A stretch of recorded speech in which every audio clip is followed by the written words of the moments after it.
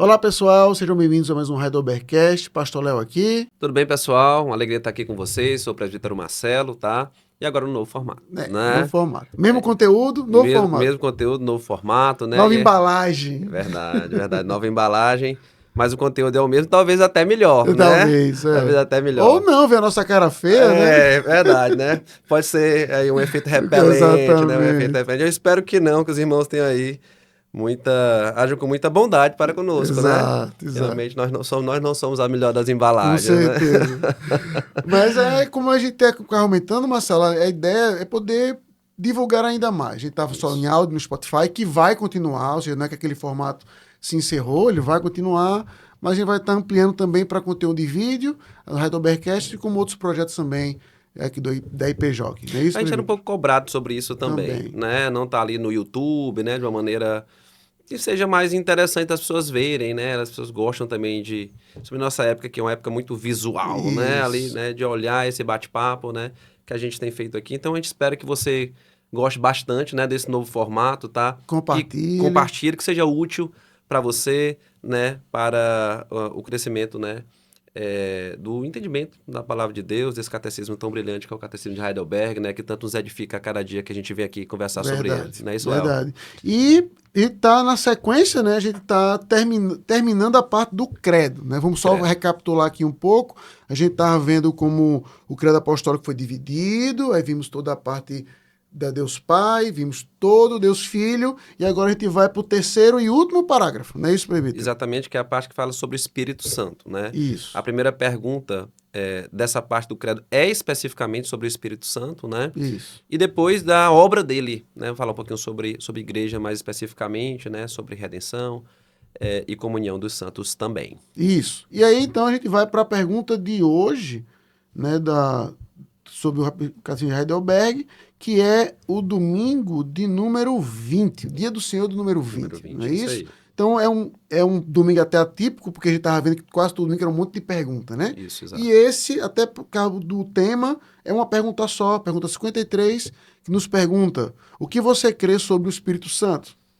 A resposta é a seguinte: primeiro, creio que ele é verdadeiro e eterno Deus, juntamente com o Pai e o Filho.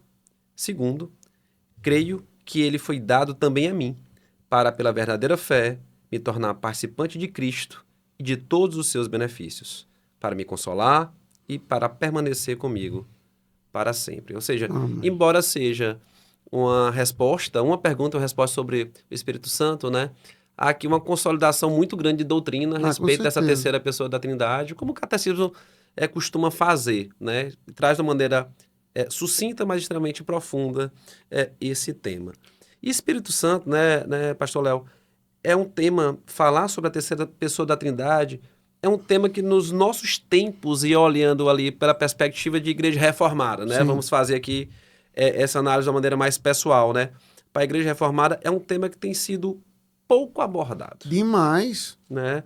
A gente fala muito sobre a pessoa de Cristo. Sim. Talvez fale ali um pouquinho menos sobre a pessoa do Pai, né? Deus o Pai, mas a pessoa do Espírito Santo, né? A terceira pessoa da Trindade, talvez seja um pouquinho negligenciado nos nossos ensinos, nos nossos púlpitos. Um pouquinho, né? Você está sendo bondoso. Eu acho que é bastante negligenciado. A gente, pegar um exemplo simples, se a gente for pegar a Confissão de Fé, né? Ela não tem um capítulo sobre o Espírito Santo. Aí muitos olham, por exemplo, como...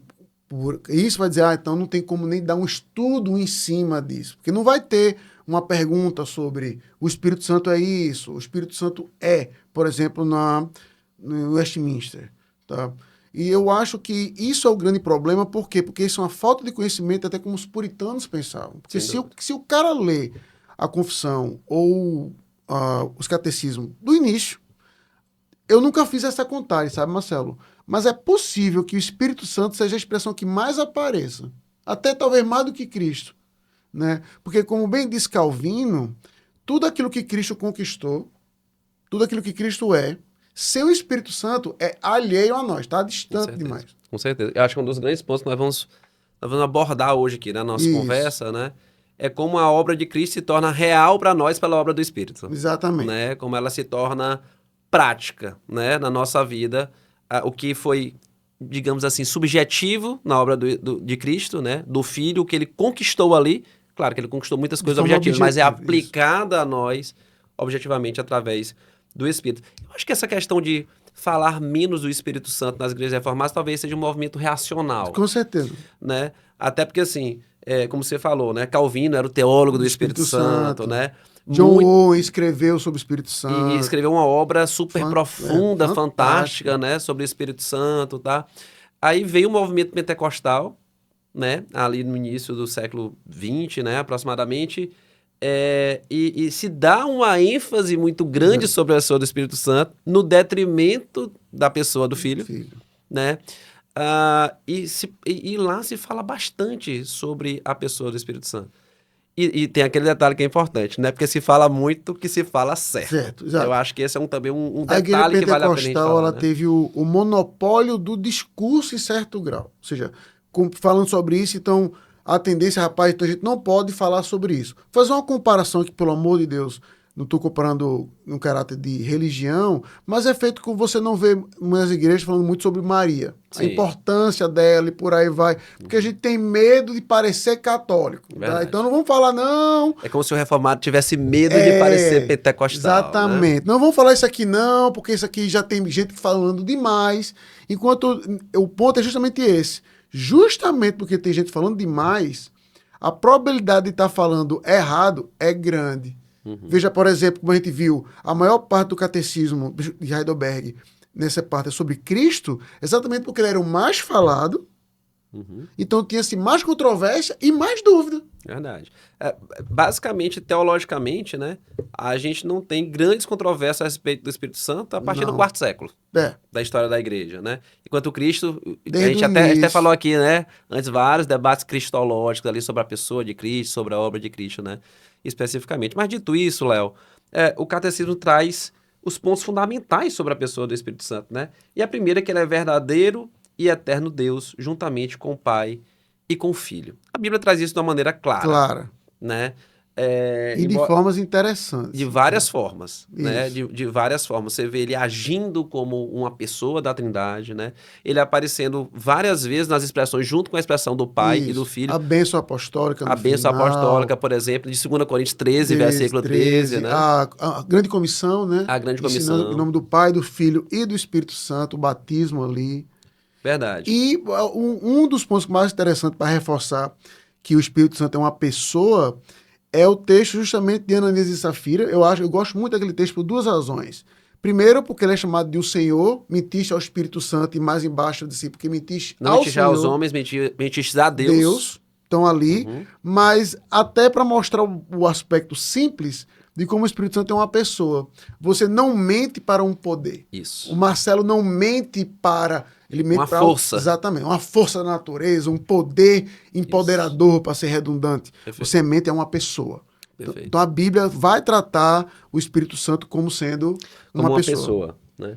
E é interessante que você vê também o Espírito Santo, por exemplo, até anotei aqui, né, em Atos 28, 25, por exemplo, né, ele aparece como convocando. Né? Então, não é uma força ou um poder, né, mas literalmente uma pessoa agindo, né? Uma pessoa agindo no meio da igreja, né? E por meio do povo de Deus. Em 1 Coríntios 2, eu até ler esse texto, Marcelo, 1 Coríntios 2, 10 e 11 diz assim, ó, mas Deus nulo revelou pelo Espírito, porque o Espírito a todas as coisas prescruta, até mesmo as profundezas de Deus. Ou seja, aqui você vê o apóstolo Paulo dando ao Espírito Santo um atributo que é incomunicável, que é da onisciência. Ele sabe todas as coisas, inclusive até o coração de Deus. Então, e esse é o mesmo Paulo que em Romanos 8 vai dizer quem, pois, conheceu a mente de Deus, ou quem foi seu conselheiro, Romanos 11, perdão, quem foi seu conselheiro. Então, quando Paulo coloca isso, é uma maneira muito direta de Paulo dizer, ele faz isso porque ele é Deus. Eles são é a mesma pessoa, né? Um só Deus, três pessoas, melhor dizendo. E aí, é interessante que nesse mesmo texto, né, versículo 14, ele vai dizer, ora, o homem natural não aceita as coisas do Espírito de Deus porque eles são loucura, e não pode entendê-las porque elas se discernem espiritualmente.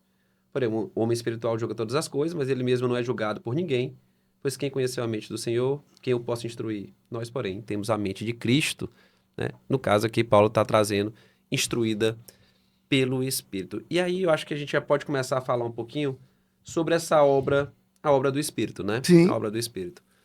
É, como a gente falou aqui no início, né? A realidade do que Cristo fez, da sua obra, ela se torna real para nós, ela é aplicada em nós por meio do Espírito Santo, né? E, de certo sentido,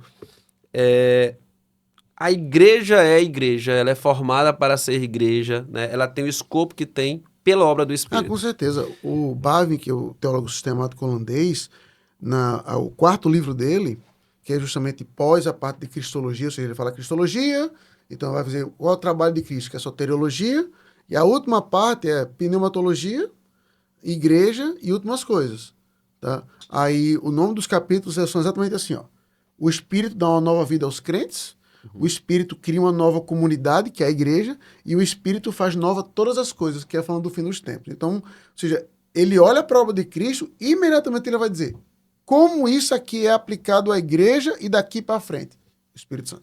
Acho que a gente pode até dividir o nosso raciocínio hoje assim, né? E com base no catecismo fala também, né? Como o Espírito expande Sim. a obra de Cristo de uma maneira macro. Depois a gente pode falar um pouquinho como é que ele age dentro, né, da pessoa. Então, você vê um dos textos mais interessantes, né, ali, da parte final do ministério de Cristo é João capítulo 16, quando ele vai falar exatamente, né, da vinda do Espírito. E ele vai dizer ali no versículo 7, né, mas eu vos digo a verdade, convém que eu vá, porque se eu não for, o Consolador não virá para vós outros, se porém eu for, eu vou-lo enviarei. Ou seja, quando você vai aqui em João capítulo 16, se aprofunda no texto, a ideia de que eu morrer, tem os aspectos diretos da morte dele, que é a expiação de pecado, né, enfim, né, mas um dos pontos é que o Espírito então vem. E quando o Espírito vem, a obra não vai ser limitada mais a ele ali territorialmente, né? Mas como a gente vai ver pós-Pentecostes, pela ação do Espírito Santo, né?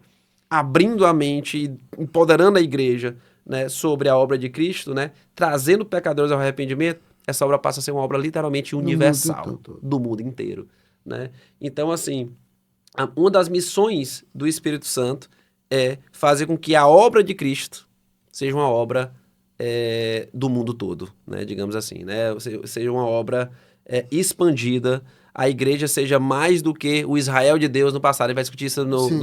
no próximo Podcast. podcast aqui, tá? Mas ele amplia, ele traz a obra de Cristo, na verdade, para o mundo todo, né? Assim, eu acho que não é apenas ampliação, sabe? É assim, não, vou pegar aquela pergunta de filosofia, primeira aula de filosofia. Se uma árvore cair na floresta e ninguém ouviu, a árvore caiu. Entendeu? É porque veja que essa frase pode parecer simples, mas ela tem um monte de probleminha nela. Ou seja, como é que você sabe que a árvore caiu e tudo, tal, tal, tal. O ponto é justamente isso. Não é que, não é que simplesmente o Espírito Santo amplia.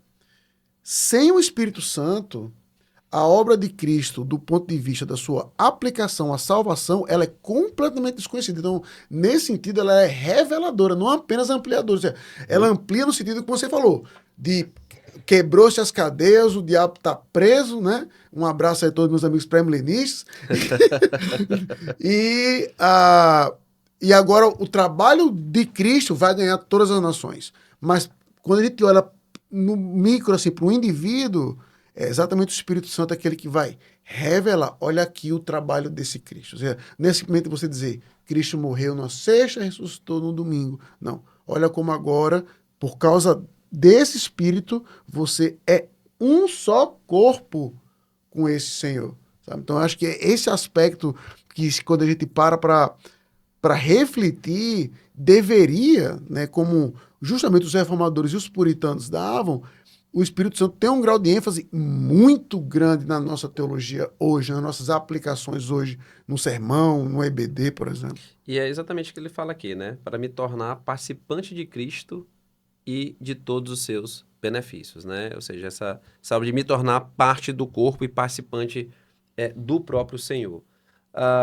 Léo, assim, um ponto também que vale a pena a gente citar aqui, né, de que o próprio conhecimento da palavra, Com certeza. da Escritura, se é possível pela obra do Espírito, né? A Iluminação. palavra foi escrita pela inspiração do Espírito e nós a entendemos, né? Ou seja, até a obra de Cristo como escrita, né? E O texto que agora, você leu, 1 Coríntios 2. exatamente, né? E agora entendida pela sua igreja, né?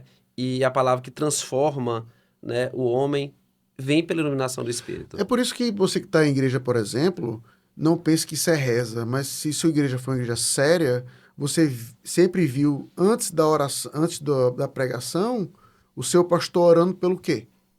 O Senhor nos ilumina. Uhum. Ele pode pregar ali naquele momento o melhor sermão que o mundo já viu.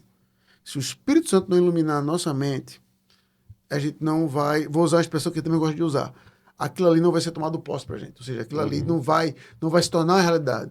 E é isso, por exemplo, né, sem querer entrar muito nas aplicações agora, né, é um pouco mais específico para a gente que está em púlpito, mas é o que me dá o conforto na hora de pregar. Porque imagina você subir num púlpito e dizer assim, rapaz, eu tenho que pregar um sermão que o Marcelo entenda, aplique e viva aquilo. Então, ou seja, a vida dele está na minha mão. Rapaz, eu já tinha desistido do ministério faz tempo. O conforto que dá é assim, sim, eu tenho que pregar um bom sermão, eu tenho que apresentar algo bem, mas eu tenho que depender do Espírito Santo. A obra final A obra de final é aplicação é do dele, Espírito Santo. não é minha. A gente não pode fazer. Eu conheci um pastor que fazia isso. Ele levava isso tão ao pé da letra, Marcelo, que ele não aplicava. Ele pregava e que o Que o Senhor Espírito Santo aplique a aplique no palavra seu nos seus coração. corações. Eu acho aí já um exagero, não acho isso saudável, mas o princípio é correto. É o Espírito Santo que vai estar aplicando aquilo e é um conforto, por exemplo, quantas vezes já não aconteceu a gente pregar um sermão que a gente julgou não ser muito bom ou que falhou e uma pessoa diz assim, pastor, o seu sermão mexeu comigo, aquilo ali tocou. Não foi a gente, não fui eu. Obra do Espírito. Espírito Santo, Do 100%. Espírito que inspirou, do Espírito que iluminou e do Espírito que aplicou. Amém. Então, é bem interessante, né?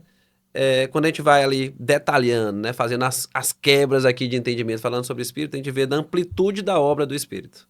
Né? A gente falou algumas coisas aqui em termos pessoais, né? Então, ele inspirou a palavra, ele ilumina para que a gente entenda, ele aplica o nosso coração, ele que transforma, né?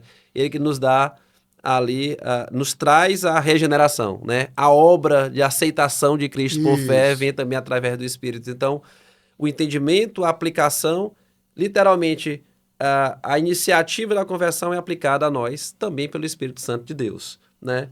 Então, num certo sentido, ele é criador, que o Espírito Santo é criador de todas as coisas, né? Trinitariamente falando, ele participa da criação e também ele é recriador, né? Na Sim, medida nesse sentido, sim. na medida que ele transforma, né, e traz o ser humano do reino das trevas para o reino do Filho do seu amor. E é interessante, Marcelo, a gente parar para refletir sobre isso, porque eu posso falar por mim, eu não vou botar assim, a todo mundo faz isso, mas qual foi a última vez, por exemplo, nas nossas orações, a gente agradeceu o Espírito Santo por o Espírito Santo. Pela obra dele. Pela obra desse. Espírito Santo, eu quero te louvar por isso. A gente tem Deus o Pai na mais alta conta, a gente tem Deus o Filho, então, mas o Espírito parece meio relegado, né? Ou seja, a gente meio que coloca na nossa cabeça, se perguntar para muitos crentes, talvez muitos digam assim, ele é o caçula da Trindade, se fosse colocar entre irmãos. E isso é errado. Tem um puritano chamado Shane que ele fala assim, respondendo a pergunta assim, você pode adorar o Espírito Santo? Aí ele leva logo para outra ponta. Negar a adoração ao Espírito Santo é a linguagem que o diabo fala. Sim. Né, que a gente fala. Então, a gente pensar nisso, mas eu sou um corpo com Cristo. Sou. Mas quem foi que me trouxe a ele? A isso. Quem foi que... por conta de quê?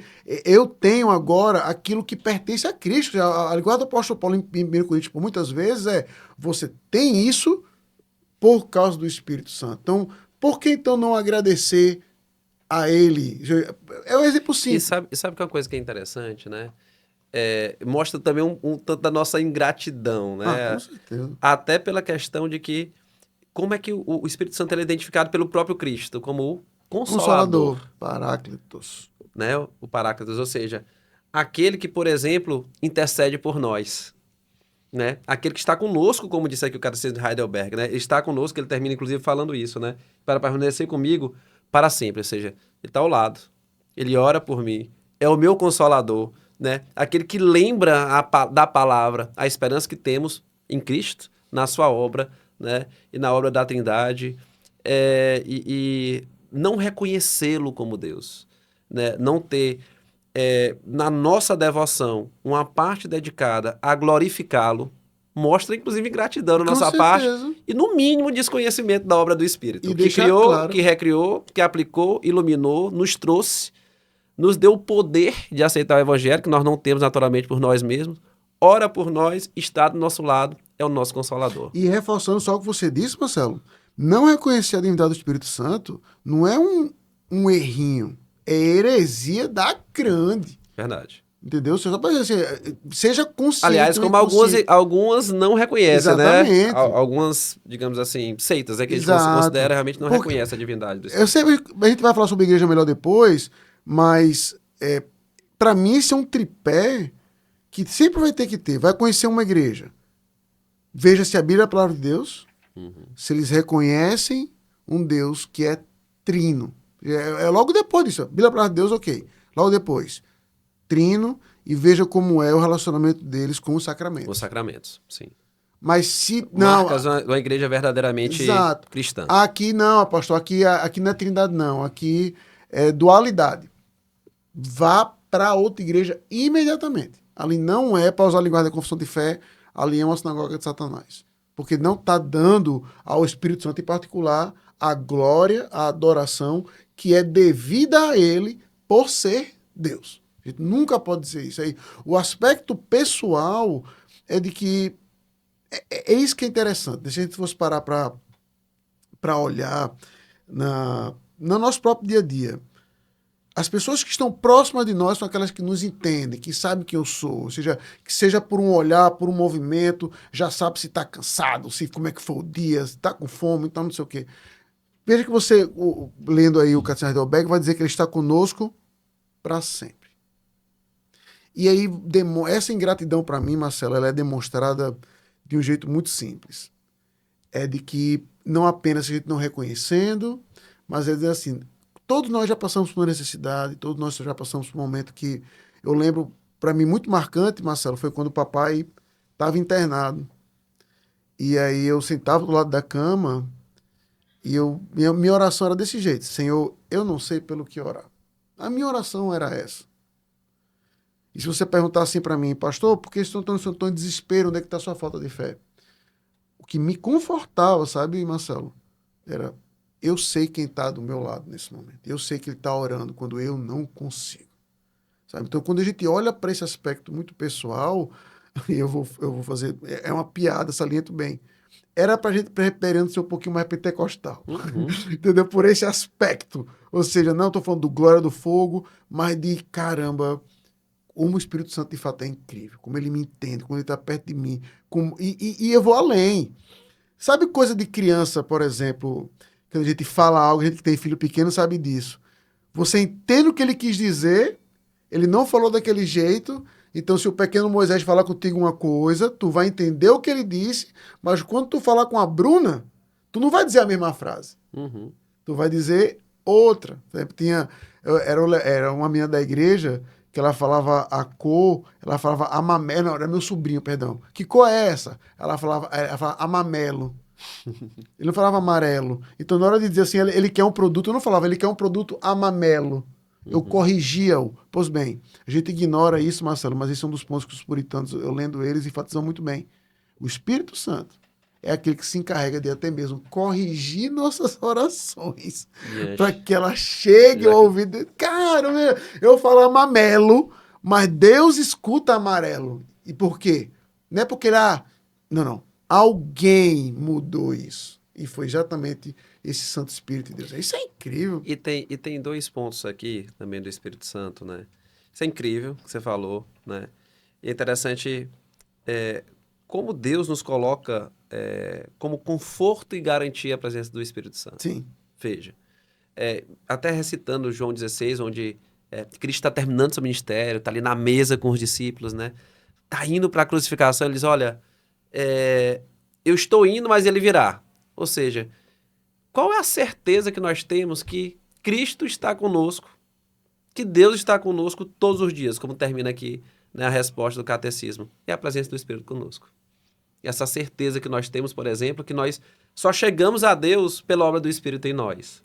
Nós só entendemos a palavra, somos nutridos e transformados pela palavra temos o poder, né, de ser santificados por ela, através dela, porque o Espírito Santo assim nos capacita também. Então, ele agindo em nós vamos tendo a certeza das palavras de Cristo, por exemplo. Com Tá? certeza. E outro ponto é de que na própria obra de salvação, ele nos vai dando a capacidade, por exemplo, de nós lembrarmos, como disse Paulo em Efésios capítulo 1, que ele nos sela. Né? Sim.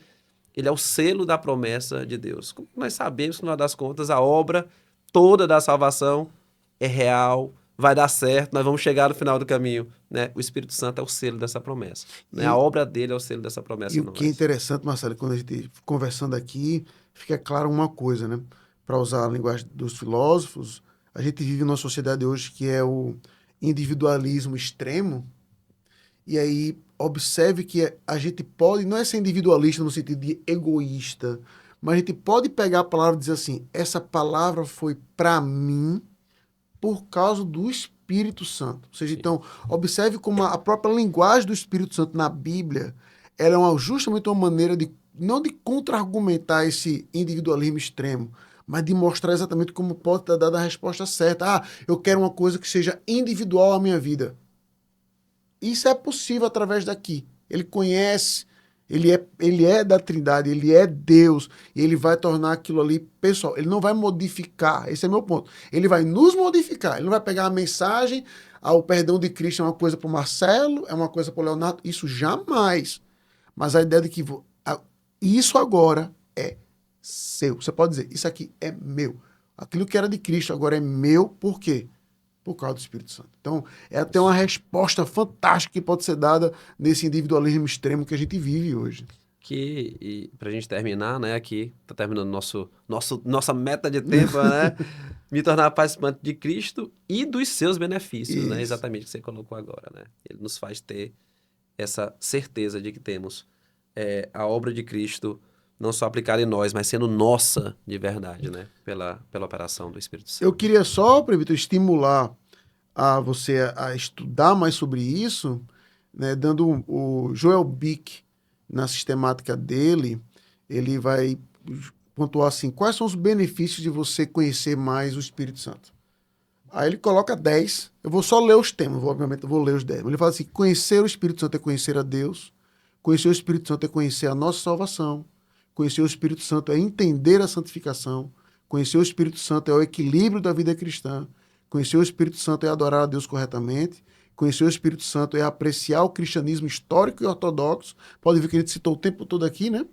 Uhum. Conhecer o Espírito Santo é estar equipado para falar a nossa cultura, conhecer o Espírito Santo é estar preparado para a batalha espiritual, conhecer o Espírito Santo é sentir a nossa dependência e conhecer o Espírito Santo é conhecer a Cristo. Acho que a grande aplicação final nós precisamos conhecer mais do Espírito Santo para entender a obra de Deus pelo seu povo, o amor de Deus pelo seu povo, a graça de Deus pelo seu povo, a misericórdia de Deus pelo seu povo, né? Quando a gente sabe pouco do Espírito Santo, é mais ou menos isso que você falou no final. Isso. A gente entende muito pouco sobre a obra de Deus por nós. Ou erradamente, né? Porque através da obra dele, do Espírito Santo, todos os benefícios de Cristo se tornam claros. E todo o propósito de criação e recriação também se torna claro para nós. Vamos dar só um exemplo simples para encerrar. Santificação. Sim. Na maioria das igrejas, o que é santificação? Você tem que ler a Bíblia, você tem que fazer isso. Então, ou seja, coloca um peso sobre você. Agora, quando o cara entende, quem é que me santifica? Não sou eu. É o Espírito Santo que me santifica. E ele mesmo me dá os instrumentos para que ele me santifique. Ou seja, esse trabalho se torna muito mais leve, muito mais prazeroso. Então, que Deus nos abençoe, que o Espírito Santo nos abençoe e aplique isso aos nossos corações. Amém, amém. Então, pessoal, deixe seu feedback aí desse novo formato. Que Deus os abençoe e até a próxima semana. Pessoal, grande abraço. Até a próxima.